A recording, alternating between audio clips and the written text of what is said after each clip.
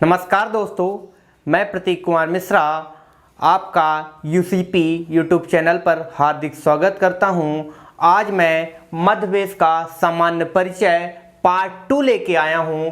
Part 1 हमने ख़त्म कर लिया था, जो हमारी शेष जानकारी रह गई थी उसे हम पार्ट 2 में ख़त्म करेंगे। पार्ट 2 में आज हम जानेंगे मध्य प्रदेश का भौगोलिक विस्तार। क्या भैया? मध्य प्रदेश का भौगोलिक विस्तार। मध्य प्रदेश के भौगोलिक विस्तार की बात करूं तो मध्य प्रदेश का भौगोलिक विस्तार में अपन चर्चा करेंगे मध्य प्रदेश का अक्षांशीय विस्तार और देशांतरी विस्तार। मध्य प्रदेश के अक्षांशीय विस्तार की अगर बात करूं तो 21 डिग्री 6 मिनट से 26 डिग्री 30 मिनट उत्तरी अक्षांश तक। ये है क्या चीज़? देखिए भैया, मध्य प्रदेश जो है 21 डिग्री 6 मिनट उत्तरी अक्षांश से और 26 डिग्री 30 मिनट उत्तरी अक्षांश तक जाता है। अगर मैं बात करूं तो ये जो आपका मध्य प्रदेश का 21 डिग्री 6 मिनट उत्तरी अक्षांश में जो जिला पड़ता है वह जिला है आपका बुरहानपुर। क्या है? बुरहानपुर को मध्य प्रदेश का दक्षिणतम प्रवेश द्वार भी कहा जाता है। क्या कहा जाता है? मध्य प्रदेश का दक्षिणतम प्रवेश द्वार भी कहा जाता है। और यह 26 डिग्री 30 मिनट उत्तरी अक्षांश पे मध्य प्रदेश खत्म हो जाता है। और यहाँ पे मध्य प्रदेश का 26 डिग्री 30 मिनट पर मध्य प्रदेश का सबसे उत्तरी जिला पड़ता है, वह है आपका मुरैना। कौन सा है? चंबल संभाग का मुरैना जिला पड़ता है। कौन सा पड़ता है?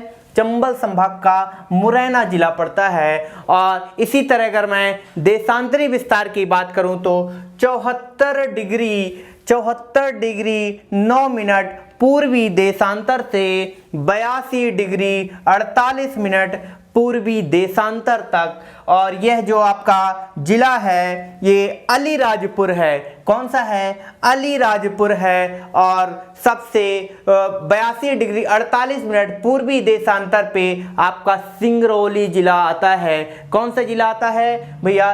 सिंगरौली जिला आता है। यह उत्तरी अक्षांश के क्यों कहा जाता है? यह जो भारत है उत्तरी गोलार्ध में स्थित होने के कारण इसे उत्तरी अक्षांश और पूर्वी देशांतर पूर्व में होने के कारण पूर्वी देशांतर कहा जाता है। ठीक भैया, अब मैं आगे अगर बताऊं तो मध्य प्रदेश के सीमावर्ती राज्य यानी जो हमसे जुड़े हुए राज्य हैं वो कौन कौन से हैं? वो 5 राज्य हैं। कौन कौन से?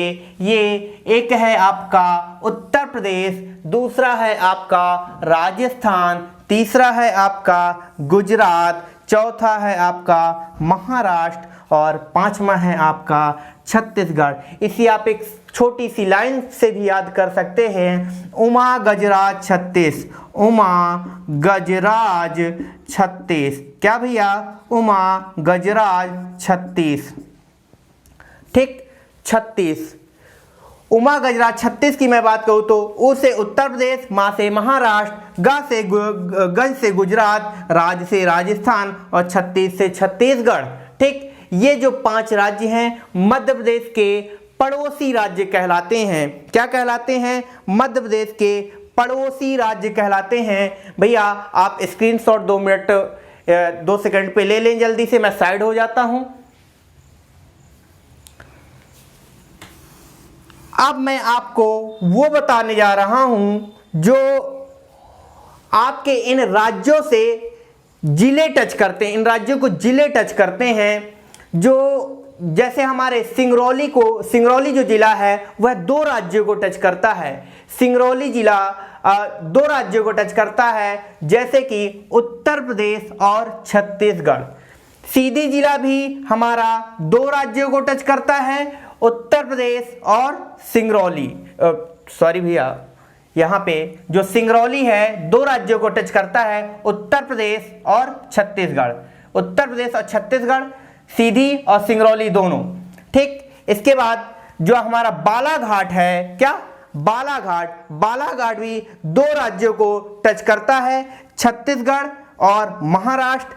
छत्तीसगढ़ को टच करता है बालाघाट हमारा, और महाराष्ट्र को टच करता है। इसके बाद मैं बताऊं तो अलीराजपुर भी दो राज्यों को टच करता है, एक गुजरात और दूसरा महाराष्ट्र। और झाबुआ भी हमारे दो राज्यों को टच करता है, राजस्थान और गुजरात। ठीक भैया, ये ऐसे ज़िले हैं जो दो राज्यों को टच करते हैं। इसमें अगर मैं उत्तर की ओर बात करूं तो जो आपका मुरैना जिला है, मुरैना जिला राजस्थान और उत्तर प्रदेश को टच करता है। शिवपुरी राजस्थान और उत्तर प्रदेश को टच करता है। ये भैया जो लाइनें बताई गई हैं, ये जो दो लाइनें खींची गई हैं, ये बता रही हैं इधर उत्तर प्रदेश है, इधर राजस्थान है। इधर राजस्थान है, इधर उत्तर प्रदेश है। इधर आपका उत्तर प्रदेश है, इधर छत्तीसगढ़ है, महाराष्ट्र है, गुजरात है, महाराष्ट्र है। ठीक, गुजरात है, राजस्थान है। ये चीज़ें ये बता रही हैं। ठीक, ये जो लाइनें हैं, डॉटेड लाइनें हैं, ये सारी चीज़ें बता रही हैं। ठीक, अगर मैं बताऊं तो मध्य प्रदेश की लंबाई और चौड़ाई की बात करूं तो मध्य प्रदेश उत्तर से दक्षिण, कहां से? उत्तर से दक्षिण 605 किलोमीटर है, और पूर्व से पश्चिम या पश्चिम से पूर्व, कैसे भी किसी भी तरह आप बोल सकते हो। ये उत्तर से दक्षिण जो है आपका 605 किलोमीटर है, और पूर्व से पश्चिम आपका 870 किलोमीटर है। 870 किलोमीटर की बात करूं तो ये ऐसा आप ना सोचना ये टेढ़ी लाइन खींची गई है, टेढ़ी लाइन नहीं है, ये टेढ़ी लाइन नहीं है, ये ऐसी डायरेक्शन ही है। ठीक, क्योंकि हमारा जो सबसे पूर्वी जिला है सिंगरौली और पश्चिमी जिला अलीराजपुर है, हल्का इंक्लाइंड है, यानी हल्का ऊपर नीचे हैं, टेढ़े हैं। ठीक, तो इसलिए हमको टेढ़ी लाइन खींचनी पड़ी है। 870 और 605 ऊपर से नीचे, 870 दाएं से बाएं। ठीक, ये भैया याद रखना। ठीक भैया, अगर अब मैं बात करूं तो मध्य प्रदेश के बीचों बीच से एक रेखा निकलती है। क्या निकलती है? एक रेखा निकलती है। कितने डिग्री की निकलती है? 23.5 डिग्री उत्तरी अक्षांश रेखा निकलती है, जिसे हम कर्क रेखा के नाम से जानते हैं। किस नाम से जानते हैं भैया? कर्क रेखा के नाम से जानते हैं। ये जो कर्क रेखा है, क्या है? ये जो कर्क रेखा है, ऐसा कहा जाता है, जो मध्य प्रदेश में एक ज्योतिर्लिंग है उज्जैन पे, महाकालेश्वर, उस शिवलिंग के बीचों बीच से निकलती है। ये रेखा आपको दिखाई नहीं देगी। अगर कभी जाओ तो ऐसा मत सोचना कि भैया मास्टर ने तो बताया था कि कर्क रेखा दिखाई देगी। कर्क रेखा है कहाँ? कर्क रेखा दिखाई नहीं देती, ये काल्पनिक रेखा है। ठीक, ये बीचों बीच से जो आपको महाकालेश्वर का मंदिर है वहां से बीचों बीच से निकलती है। ये जो 23.5 डिग्री कर्क रेखा है, मध्य प्रदेश के 5 संभाग को टच करती है। कितने संभाग को भैया? 5 संभागों को टच करती है। वह 5 संभाग कौन कौन से हैं? वह 5 संभाग हैं उज्जैन है, भोपाल है, जबलपुर है, सागर है और शहडोल है। कौन कौन से हैं? उज्जैन है, भोपाल है, जबलपुर है, सागर है, शहडोल है। अब क्वेश्चन ये नहीं पूछा जाता भैया कि कितने जिलों से निकलती है, ये तो बच्चा याद कर चुका है। यह 14 जिलों से निकलती है कर्क रेखा। सब जानने लगे भैया, कर्क रेखा 14 जिलों से निकलती है। यह कर्क रेखा जो है, इसमें अब क्वेश्चन ये पूछने लगा है, जो नया पेपर बन रहे हैं, नए जो आप आजकल जो एग्जाम हो रहे हैं, उसमें ये पूछा जाता है किस संभाग के कितने जिले टच करती है। ठीक, कौन सा संभाग पूर्ण कवर करती है। ठीक, इसमें अगर मैं आपको बताऊं तो आपको भोपाल संभाग पूर्ण रूप से टच होता है। ठीक, और उज्जैन के 3 जिले आते हैं, जबलपुर के 2 जिले आते हैं, सागर संभाग के 2 जिले आते हैं, शहडोल संभाग के 2 जिले आते हैं। अभी शायद आपको लग सकता है ये जिले बहुत भारी हैं। ठीक, कैसे याद होंगे? अगला जो हमारा वीडियो आएगा संभाग और जिलों के ऊपर आएगा, उसमें आपको चुटकियों में याद होंगे जिले। ये मेरी गारंटी है। अगर मेरा अगला वाला आपने वीडियो देखा ठीक, उसमें मेरी गारंटी है, अगर कभी भी भूल जाए आपको जिले तो फिर बताना। अगर अभी मैं आपको इन जो 5 संभाग है, 5 संभाग में कौन कौन से जिले आते हैं उनकी चर्चा करूं तो आप पहले मैं उज्जैन संभाग की चर्चा करता हूं। उज्जैन संभाग में 3 जिले आते हैं, कौन कौन से? उज्जैन, रतलाम, आगर मालवा। कौन कौन से? उज्जैन, रतलाम, आगर मालवा। रतलाम, ये वही रतलाम भैया जहां का आप रतलामी सेव खाते हो, ठीक। यहाँ इस जिले का सेव बहुत ज़्यादा प्रसिद्ध है, ठीक, रतलाम। दूसरा है आपका उज्जैन जहाँ महाकालेश्वर का मंदिर है, और तीसरा है आगर मालवा। क्या है? आगर मालवा। ये 3 जिलों से कर्क रेखा गुजरती है, यानी उज्जैन संभाग के ये 3 जिलों से कर्क रेखा गुजरती है, ठीक। आगर मालवा, ठीक। इसके बाद आते हैं अपन भोपाल संभाग में। जो अपना भोपाल संभाग है, भोपाल संभाग से के 5 जिले, कितने भैया? 5 जिले, या कहूं मैं संपूर्ण भोपाल संभाग से कर्क रेखा गुजरती है। एक लाइन याद रख लेना, भोवी राशि रा, भोवी राशि रा, यानी मैं बोलूं तो भो से भोपाल हुआ, वी से विदिशा हुआ, रा से राजगढ़ हुआ, सी से सीहोर हुआ, और रा से रायसेन हुआ। ये जो 5 जिले हैं ये भोपाल संभाग के अंतर्गत आते हैं, और इन 5 जिलों को टच करती हुई कर्क रेखा गुजरती है। क्या भैया? कर्क रेखा गुजरती है। इसके बाद आपका आता है जबलपुर संभाग। कौन सा? जबलपुर संभाग। जबलपुर संभाग के 2 जिले आते हैं, कौन कौन से? एक यही आपका जबलपुर, कौन कौन से?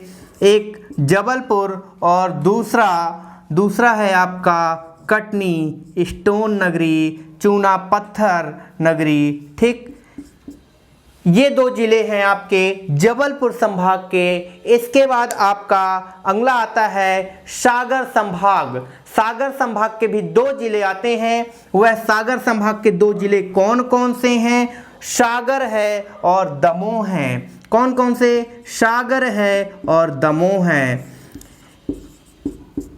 इसके बाद आपका अगला जो संभाग आता है शहडोल संभाग आता है। शहडोल संभाग में भी 2 जिले आते हैं। शहडोल संभाग के जो 2 जिले हैं वह कौन कौन से हैं? शहडोल और उमरिया। कौन कौन से हैं? शहडोल और उमरिया।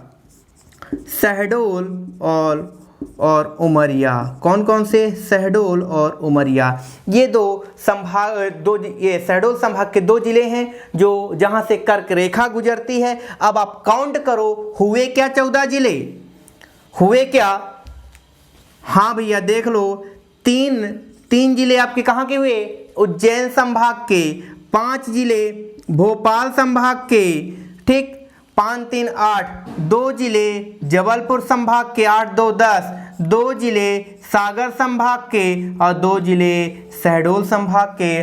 5 3 8, 8 2 10, 10 2 12, 12 2 14, यानी ये 14 जिलों की कहानी आपकी खत्म हुई, ठीक। जो जहां से कर्क रेखा गुजरती है, यानी 5 संभाग। अगर कोई आपसे ये पूछे कितने संभाग? 5 संभाग। जिले कितने जिले? 14 जिले को टच करती है। क्या करती है? टच करती है। क्वेश्चन अब ये नहीं पूछा जाता कितने जिलों को, डायरेक्ट अब संभागों से क्वेश्चन उठता है डायरेक्ट, ठीक। भोपाल संभाग का कौन सा जिला नहीं टच करता? ठीक, तो भोपाल का तो सारे जिले टच करते हैं, ठीक। यानी 5 जिले आते हैं भोपाल संभाग में, 5 जिले टच करते हैं। सागर संभाग का कौन सा जिला? 4 ऑप्शन दे देगा, जिनमें से 1-2 जिले आपके टच कर रहे होंगे और नहीं टच कर रहे होंगे। सागर पे आपके 2 ही जिले टच करते हैं, ठीक। ए बी करके ऑप्शन बनाएंगे। पेपर बनाने वाले के ऊपर डिपेंड करता है कैसे ऑप्शन डाल रहा है, ठीक। इसके बाद अपन और कुछ सामान्य जानकारी आगे चलते हैं। जैसे हम राजकीय पुष्प की बात करूं तो मध्य प्रदेश का राजकीय पुष्प क्या है? सफेद लिली। कौन सा है? सफेद लिली। मध्य प्रदेश का राजकीय पुष्प कौन सा है? सफेद लिली, ठीक। कौन सा है भैया? सफेद लिली। मध्य प्रदेश का राजकीय पशु कौन सा है? मध्य प्रदेश का राजकीय पशु कौन सा है? बारहसिंघा। कौन सा है? बारहसिंघा।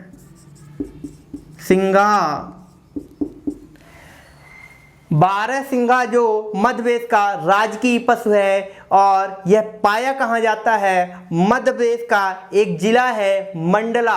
कौन सा? मंडला। मंडला मध्य प्रदेश का एक जिला है मंडला। मंडला में एक राष्ट्रीय उद्यान है कान्हा किसली। क्या है? कान्हा किसली राष्ट्रीय उद्यान के। ठीक, कान्हा किसली राष्ट्रीय उद्यान है। इस कान्हा किसली राष्ट्रीय उद्यान में ब्रेडरी प्रजाति का, कौन सा? ब्रेडरी प्रजाति का, ब्रेडरी प्रजाति का बारहसिंघा पाया जाता है। प्रजाति का बारहसिंघा पाया जाता है। ये जो ब्रेडरी प्रजाति का बारहसिंघा है, ये सिर्फ आपके कान्हा किसली राष्ट्रीय उद्यान पे ही मिलता है। इस बारहसिंघा को मध्य प्रदेश का राजकीय पशु घोषित किया गया है। मध्य प्रदेश का राजकीय पक्षी कौन सा है? मध्य प्रदेश का राजकीय पक्षी कौन सा है? मध्य प्रदेश का राजकीय पक्षी की बात करूं तो आप साह बुलबुल। क्या? साह बुलबुल, या इसका जो राजकीय पक्षी साह बुलबुल है, साह बुलबुल। ठीक, इसके बाद अगर मैं इसको एक जनरल नाम से आप दूध राज के नाम से भी जानते हो। किस नाम से जानते हो? दूध राज के नाम से भी जानते हो। मध्य प्रदेश का जो वृक्ष है बरगद है। राजकीय वृक्ष है बरगद है। ठीक, राजकीय वृक्ष कौन सा है? बरगद, यानी बनियान ट्री जिसको आप लोग बोलते हो। मध्य प्रदेश की अगर मैं जलवायु की बात करूं तो मध्य प्रदेश की जलवायु मानसूनी है। कौन सी है? मानसूनी है। उष्णकटिबंधीय है, उष्णकटिबंधीय मानसूनी। ठीक, और मध्य प्रदेश एक ऑप्शन अब आने लगा है, मध्य प्रदेश की जलवायु कैसी है? उष्णकटिबंधीय ऑप्शन ही नहीं मिलता, उष्णकटिबंधीय मानसूनी ऑप्शन ही नहीं मिलता, उसमें मिलता है महाद्वीपीय। तो अगर महाद्वीपीय ऑप्शन भी मिले तो महाद्वीपीय टिक करके आ जाना। उसका महाद्वीपीय होने का रीजन ये है कि Madhya Pradesh land locked country state है, लैंड लॉक्ड स्टेट है। लैंड लॉक्ड स्टेट की बात करूं तो लैंड यानी मध्य प्रदेश की कोई भी सीमा समुद्री सीमा को टच नहीं करती। चारों तरफ से क्या है? लैंड लॉक्ड है। कोई ना कोई स्टेट इसको टच कर रहा होता है, मतलब पैक्ड है। ठीक, ऐसा ना सोच लेना कि भैया नर्मदा तो है, नर्मदा नदी तो मध्य प्रदेश के बीचों बीच से निकलती है, तो ये कैसा? ऐसा नहीं है, समुद्री सीमा की बात चल रही है। ठीक, ये ध्यान रखना। इसके बाद अगर मैं बात करूं तो ये जो मध्य प्रदेश के पशु पक्षी और वृक्ष हैं, मध्य प्रदेश की 25वीं वर्षगांठ मनाई गई थी। कब? मध्य प्रदेश की 25वीं वर्षगांठ। कब? मध्य प्रदेश 25वीं वर्षगांठ यानी मध्य प्रदेश का निर्माण कब हुआ? 1956। कब? 1956। इसमें 25 ऐड करोगे, क्या हुआ? 25 ऐड करोगे, कितना होगा? 1981। कितना होगा? 1981। 1981 में मध्य प्रदेश का पशु पक्षी और वृक्ष को क्या किया गया है? राजकीय दर्जा दिया गया है। ठीक, यानी मान्यता दी गई है। इसके बाद अगर मैं बात करूं तो मध्य प्रदेश का राजकीय खेल क्या है? मध्य प्रदेश का जो राजकीय खेल है मलखंभ है। क्या है? मध्य प्रदेश का राजकीय खेल क्या है? मलखंभ। क्या है? मलखंभ। मलखंभ ये 2013 में हुआ है। कब हुआ है? कब इसको मान्यता मिली है? 2013 में मिली है इसको मान्यता। इसकी 2 खंडपीठें भी हैं, जबलपुर। इसकी 2 खंडपीठें भी हैं। कौन कौन सी हैं? इंदौर और ग्वालियर है। कौन कौन सी 2 खंडपीठें हैं? इंदौर और ग्वालियर। इंदौर और ग्वालियर। ठीक, ये 2 खंडपीठें हैं। इनमें जो हाई कोर्ट के समय जज हैं, मुख्य जज हैं जो आपके हाई कोर्ट के अजय कुमार मित्तल जी हैं। कौन हैं? अजय कुमार मित्तल जी हैं। और हाई कोर्ट की जो बिल्डिंग है इसका डिजाइन किसने किया था? इसको लिख लेना, हेनरी इरविन। किसने किया था भैया? Henry Irwin. Henry Irwin. High court की जो बिल्डिंग है इसका डिजाइन किसने किया था? सर हेनरी इरविन ने किया था हाई कोर्ट। अब मैं अगर बात करूं तो मध्य प्रदेश के सीटों की बात कर लेता हूं, यानी विधानसभा सीटें, लोकसभा सीटें, राज्यसभा सीटें। मध्य प्रदेश में जो अगर मैं विधानसभा सीटों की बात करूं तो वर्तमान में मध्य प्रदेश में 230 प्लस 1 सीट है। कितनी है? 230 प्लस 1 सीट है। 230 ये वो लोग हैं जिन्हें जनता डायरेक्ट चुन के विधानसभा भेजती है। और ये जो 1 सीट है यह एंग्लो इंडियन है, ये अभी हट गई है। 104वां संविधान संशोधन हुआ है, ये हट गई है। लेकिन अभी शायद आपके एग्जाम पे क्वेश्चन आए, अगर क्वेश्चन आता है, अगर ये ऑप्शन होता है, ठीक, तो इसको टिक अभी करना, ठीक। जब तक अभी नई इन्फॉर्मेशन बुक अपडेट नहीं हो रही है तब तक यही ऑप्शन माना जाएगा। अगर बुक अपडेट हो जाती है, ठीक, तो अपना नया ऑप्शन रहेगा 230। इसमें अगर मैं बात करूं तो विधानसभा सीटों में हमारे यहाँ आरक्षण का प्रावधान भी है। SC और ST के लिए आरक्षण का प्रावधान है। मध्य प्रदेश में SC की जो सीटें हैं 35 हैं, ST की 47 हैं। कितनी हैं? SC की 35 हैं, ST की 47 हैं, यानी मध्य प्रदेश ST बाहुल्य क्षेत्र है। कौन सा? मध्य प्रदेश ST बाहुल्य क्षेत्र है। इसके बाद अगर मैं बात करूं तो मध्य प्रदेश में लोकसभा सीटें, मध्य प्रदेश में लोकसभा सीटें 29 हैं। कितनी हैं? 29 हैं। और SC और ST के लिए भी यहाँ सीटों का प्रावधान है। आप सिंपल सा, जैसे यस आपको दिखाई देता है, यस किसकी तरह दिखाई देता है? 5 की तरह दिखाई देता है। तो SC 5 में 1 कम करना 4 हो जाएंगे, और ST 5 में 1 प्लस करना 6 हो जाएंगी। यानी SC के लिए 4 सीटें रिजर्व हैं और ST के लिए 6 सीटें रिजर्व हैं। इसके बाद अगर मैं बात करूं तो हमारे यहाँ राज्यसभा की भी कुछ सीटें हैं।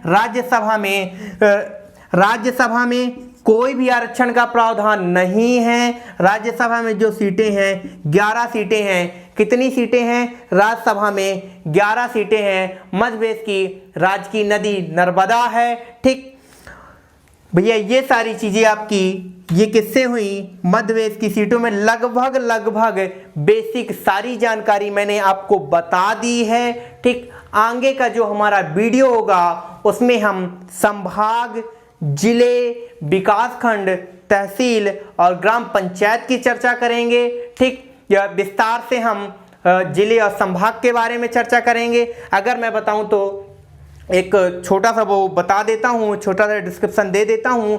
जो संभाग है, संभाग पहले स्टेट होता है। स्टेट में क्या होते हैं? संभाग होते हैं। संभाग में जिले होते हैं और जिलों में विकास खंड होता है। विकास खंड में तहसीलें होती हैं। तहसीलों में ग्राम पंचायत होती है। जो संभाग है, संभाग में आपका कमिश्नर बैठता है, यानी संभागा आयुक्त बैठते हैं। जिले में आपका जिला कलेक्टर बैठता है, जिसको आप लोग DM बोलते हो। उसके बाद आपका विकास खंड होता है। विकास खंड में आपके SDM बैठते हैं। और तहसीलों में जो तहसील होती है वहाँ आपके तहसीलदार बैठते हैं। और ग्राम पंचायत में सचिव बैठते हैं। आगे का जो लेक्चर होगा हमारा संभाग और जिलों पे होगा, उसमें हम विस्तार से चर्चा करेंगे, ठीक। अगर आपको हमारा वीडियो पसंद आया हो तो इसे लाइक, सब्सक्राइब, शेयर और कमेंट जरूर करिएगा। अगर ऐसा आप करते हैं इससे हमारा हौसला बढ़ता है और हम और भी अच्छी चीज़ें अपडेट करके आपके सामने लाते हैं।